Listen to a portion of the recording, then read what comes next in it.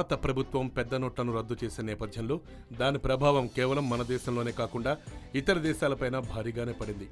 ముఖ్యంగా తీవ్రవాద సంస్థ అయిన ఐఎస్ఐపై తీవ్ర ప్రభావం చూపిస్తోంది. ఇక అండర్వరల్డ్ డాన్ దావూద్ ఇబ్రహీంపై అణుబాంబు పడినంత పనైంది. పాకిస్తాన్ ఎన్నో కోట్లు నష్టపోయింది. ఇలాంటి దేశద్రోహుల గుండెల్లో రైళ్లు పరిగెత్తించాడు మోడీ. కేవలం 4 గంటల్లోనే పాకిస్తాన్కు చెందిన 12 లక్షల కోట్లు చిత్తు కాగితాల్లా మారిపోయాయి. చూస్తూనే భారతదేశానికి బద్ధశత్రువులైన ఆ ముగ్గురు బిచ్చగాళ్లుగా మారిపోయారు. నల్లధనంపై భారత ప్రభుత్వం చేసిన సర్జికల్ స్ట్రైక్ ఎక్కడ తగలాలో అక్కడ గురి తప్పకుండా తగిలింది. ఉగ్రవాదాన్ని పెంచి పోషిస్తున్న ఈ నల్లధనం ఇప్పుడు ముక్కు చీతుకోవడానికి తప్ప ఎందుకు పనికిరావు. పాకిస్తాన్లోని ప్రింటింగ్ ప్రెస్లలో దాచిన నకిలీ నోట్లు కూడా పనికిరాకుండా పోయాయి. ఇండియాకు సంబంధించిన investigation bureau and national investigation agency తెలిపిన వివరాల ప్రకారం భారతదేశానికి సంబంధించిన ఇన్వెస్టిగేషన్ బ్యూరో మరియు నేషనల్ ఇన్వెస్టిగేషన్ ఏజెన్సీ తెలిపిన వివరాల ప్రకారం భారతదేశంలో 12 లక్షల కోట్ల నకిలీ నోట్లను విడుదల చేసింది పాకిస్తాన్. ఎక్కువ శాతం ఈ నోట్లు లాహోర్లోని ప్రింటింగ్ ప్రెస్లోనే ముద్రించబడ్డాయి. ఈ నోట్లను భారత మార్కెట్లో విడుదల చేసి రాత్రికి రాత్రి కోట్లు సంపాదించింది ఐఎస్ఐ.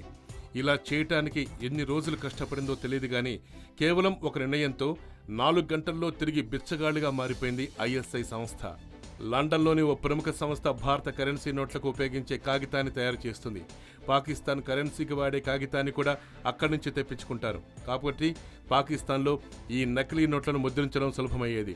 దీనివల్ల నకిలీ నోట్లను గుర్తించడం కష్టంగా మారింది.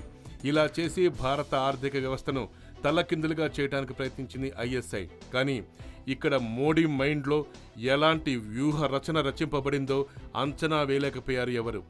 ఈ నకిలీ నోట్లను ఇండియాలో చలామణి చేయటానికి ఐఎస్ఐతో దావూద్ ఇబ్రహీం మరియు హఫీజ్ సయీద్తో చేతులు కలిపారు. కానీ మోడీ నిర్ణయంతో ఈ ఇద్దరిలో ఏ ఒక్కరు కూడా కోలుకోలేని విధంగా చతికిలపడ్డారు. హఫీజ్ సయీద్ జమ్మూ కాశ్మీర్ నుంచి భారత్లోకి ఈ నోట్లను అక్రమ రవాణా చేయిస్తుంటే మరోవైపు నుంచి దావూద్ దుబాయ్ నుంచి ఈ నోట్లను పంపించేసేవాడు. ఇక మిగిలిన ఐఎస్ఐ సంస్థ బంగ్లాదేశ్ మరియు మాల్దా నుంచి ఇండియాలో నకిలీ నోట్లను జారవిడిచేది. కానీ పెద్ద నోట్లు బ్యాన్ చేయడంతో కన్నీటిని ఆ నోట్లతోటే తుడిచేసుకుంటున్నారు వీళ్ళు. కేవలం వీరే కాదు, మన దేశంలోనే ఉంటూ దేశ ద్రోహానికి పాల్పడుతున్న ఎంతో మందికి ఇలాంటి దుస్థితే పట్టింది.